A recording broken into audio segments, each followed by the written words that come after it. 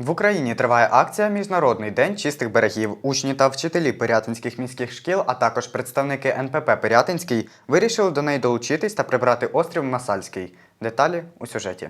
Декілька днів тому учні Пирятинських міських шкіл прийшли погуляти на острів Масальський. Відпочили і, наче так і треба, вирішили, що краще не прибирати за собою. Таких відпочивальників чимало. Вони не лише залишають після себе непотріб, а й руйнують та псують те, що зроблене для них же. Прибратися на острові згодилися учні екокласу «Смарагд». Вони разом із працівниками НПП «Пирятинський» долучилися до всеукраїнської акції «Міжнародний день чистих берегів». Було неймовірно багато сміття, але учні, вчителі та працівники Національного природного парку дуже швидко впорались із поставленим завданням. Ми вирішили приєднатися до всеукраїнської акції «Я прибрав, твоя черга» для того, щоб показати людям, що дійсно треба тримати і місто в чистоті і порядку, для того, щоб люди розуміли, що краще для того, щоб все було чисто.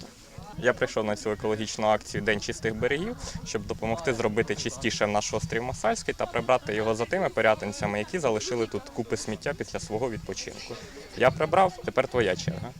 В Україні триває акція «Міжнародний день чистих берегів», і учні та вчителі 6-ї школи вийшли з ініціативою до Національного парку доєднатися до цієї акції. Результат говорить сам за себе. Я думаю, що вони задоволені тим, що зробили береги Удаю чистими, а наше місце відпочинку привабливим і гостинним для пирятинців та гостей міста. Зібраний непотріб учасники акції викинули у сміттєві баки, які там спеціально встановлені, бо саме так потрібно робити, коли погуляв і прибрав після себе. Я прибрав, твоя черга! Я прибрав, твоя